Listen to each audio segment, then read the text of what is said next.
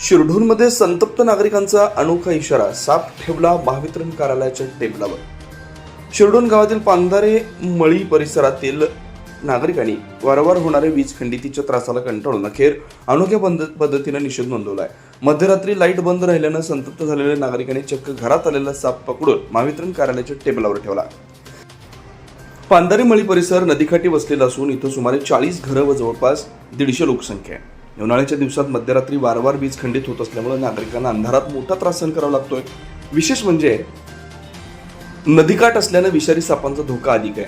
अंधारात जीवितच धोका निर्माण होतोय. या समस्येबाबत नागरिकांनी अनेक वेळा महावितरण कार्यालयाशी संपर्क साधण्याचा प्रयत्न केला, मात्र नाईट शिफ्टमधील कर्मचारी फोन उचलत नसल्यानं नागरिकांचा संताप अनावर झालाय. अखेर अंधारात घरात शिरलेलं साप पकडून नागरिकांनी थेट